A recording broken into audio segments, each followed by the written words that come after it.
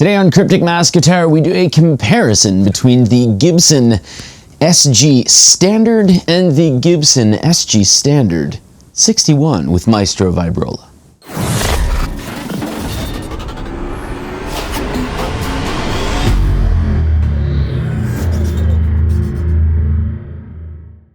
So I do have 5 sound samples for you today, the first of which should make everybody somewhat happy as we start out with clean going through bridge, middle, and then the neck position, albeit a little bit on the brighter side.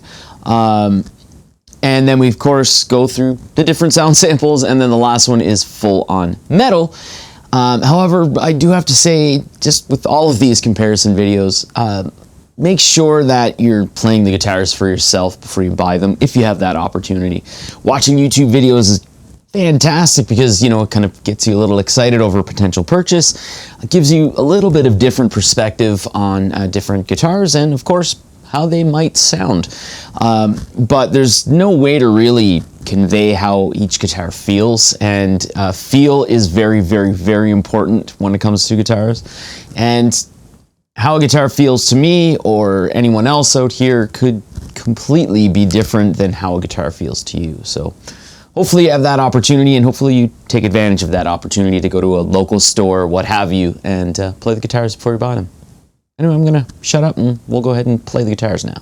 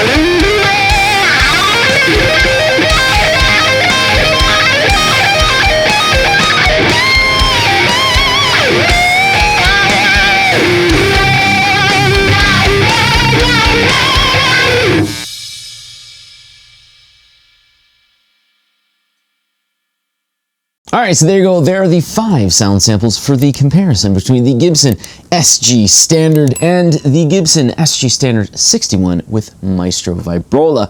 If the Maestro Vibrola scares you a little bit, I do have an older video that if you want to watch it, it's the SG Standard versus the SG Standard 61 without the Maestro Vibrola. But it is at this point where I do like to go over, you know, the specs and stuff like that before I give you, you know, my thoughts on each guitar.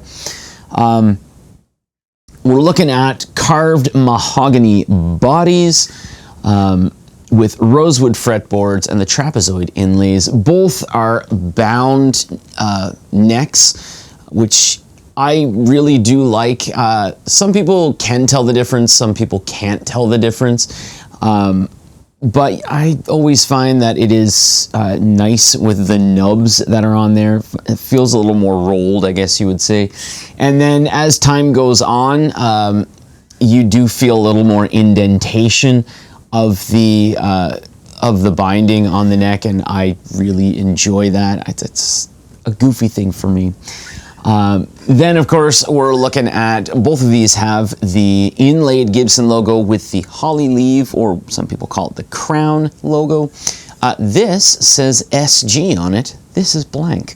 But I probably will, because I'm a nerd, get the Les Paul truss rod cover. We have the Grover Rotomatic tuners and the Gibson Vintage Deluxe on the Maestro. And for the one guy who always asks about, you know, the strap buttons, they're somewhat similar, but the SG Standard has a more mushroom top, whereas the SG Standard 61 Maestro has that like jean button thing on it. But it's bigger than the SG Standard 61s. As far as bridges, we have the Nashville Tune-o-matic, whereas the Maestro has the ABR1, and of course, we got a Maestro Vibrola here. The SG Standard is part of the Modern series. That means that it has PCB connections. Doesn't make your guitar a computer, please don't think that. And here we have hand-soldered. They're Gibson potentiometers, even though a lot of the things that I read say that they're CTS. These are actually Gibson branded audio taper potentiometers in it. It's also hand soldered with the orange drop capacitor. PCB hand soldered. It may matter to you, it may not matter to you. I think that's somewhat superficial, and a lot of people don't understand that when it comes to the capacitors that are being used, if you don't use, like, you know, pull back on your tone potentiometers, they're not in the circuit, really. They're not being used. And of course, pickup wise, we have the 490RT and the 490R and T, and the 61R and T, which I believe are now just called the 60s Burst Bucker Tributes. As far as cases, the SG Standard comes with a padded gig bag, a wholly awesome padded gig bag, whereas the Maestro Vibrola one here comes with a hard shell case. There's definitely a bit of a weight difference here and a nice difference in weight distribution because of the Maestro Vibrola. The 61 Standard here is a little heavier because of the Vibrola, which is very, very nice and very welcome. And of course, I can't leave out the fact that the necks are different. The SG Standard has the rounded profile neck, which is a couple of steps underneath the baseball bat, whereas the 61 Standard with the Maestro Vibrola, that has the slim taper neck profile. So here I like to talk about each individual guitar and, you know, like how it kind of feels. A lot of the times I like to compare different guitars, so you know, like placement of where the knobs are and the toggle switch and stuff like that. There's no difference. You know, as far as like controls and how high up you can reach and stuff like that, it's the exact same. The neck, however, does give a very large difference, with it being a lot thicker than the slim taper neck. Some people find that a little uncomfortable. Some people find that a lot more comfortable. For some reason, when it comes to SGs, my preference used to be medium C, which is kind of in between rounded and slim taper. But over the years, I've kind of enjoyed the slim taper a little more. That's not to say that the rounded profile is less comfortable. I find it very comfortable. I do have it on my SG Tribute as well, so I have multiple guitars with the different neck shapes. It does give you a little bit of peace of mind, because SGs and you know putting them on planes and stuff like that, they don't have a good reputation for necks being the greatest. So for a lot of people, this does give you that little bit of peace of mind that the neck is a little sturdier than a slim taper neck. Then, of course, looking at the SG Standard 61 with Maestro Vibrola, man, I hate saying that's a long thing to say. But this one right here, obviously, basically everything's the same, but the neck profile here is the slim taper one, which to me feels just a little more comfortable on an SG. I don't know why. But another thing to note here, and I do want to talk, not at length or anything like that, but give a little bit of information on the Vibrola, but this gives a little more weight to the SG, and it gives it a little more weight balance and a little bit more weight distribution. So it's not as neck divey as the SG. It's still got neck dive. Just wear leather straps rather than nylon straps with SGs. You're fine. You'll be okay. But that is one plus with it. I know that I've seen some people will use this and take the bar off. And I've always thought, that's really weird. Why would you take a feature away? Why would you want to have this without this feature? And I think that reason is because of the weight distribution. So you can put it like this, you'll never notice that that's there, and you'll have a little more body heavy guitar, and it's just a little more pleasing to play, I find. And man, this thing right here, I'm gonna tell you right now, gets a really bad reputation, and I think it's a little misunderstood. It's not, you can use it like, like that kind of a deal. It's not a Floyd Rose, but you can kind of use the dive bombs and stuff like that. But expect to retune after doing that. So you can play one song, solos towards the end of the song, you can give her nuts there, and it'll be okay, but just, grab another guitar after, or just make sure you tune it before the next song, because it'll go out of tune. However, it's not meant for that. It's meant for...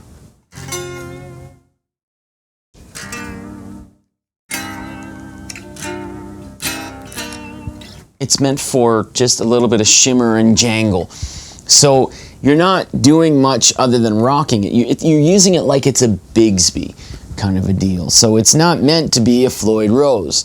If you use it like a Floyd Rose, it'll go out of tune. Another thing is, a lot of people will just say, the moment that you touch this, it'll go out of tune. When I tried these guitars in store, that's what happened. It would go out of tune completely. And I would think that, because I think the Trogley guy, I watched a video on him, and he said, I just wish it would stay in tune. I like his laugh. I can't do it. But he would say, I wish it would stay in tune. And since I've got this, I tune like I normally tune. So I tug on my strings, kind of to pull tension and everything like that. And I always tune up to pitch, never down to pitch, because if you tune down to pitch, the moment you start to bend or wiggle, it's changing things up here. And if you haven't pulled all the slack out, it's going to go flat immediately. So when you tune up to pitch and then tug on your strings and stuff, I say this every time. But when you do that, that issue doesn't come up unless you're starting to use it like it's a Floyd Rose. So I found it a little weird, and when I watch videos with guys who say, and I mean, it doesn't happen very often, but guys who say like, oh yeah, I wish it would stay in tune, it's because they're using it like it's kind of using it crazily, I guess you would say. So use it like a Bigsby. That's what it's designed for, and it shouldn't go out of tune. It doesn't for me, unless I'm, you know, thinking, let's try it. Then it'll start to go out of tune. But if you watch the metal video that I made with this guitar, I was using it kind of crazy, and it wasn't really going out of tune. So yeah, I think it just gets a bad reputation that way. But that's enough talking. I'm done with the video. I apologize. This video is, I've been working like 80-hour weeks. Yeah, 80-hour weeks. So I'm a little on the tired side, and I really had to push myself to get through this video.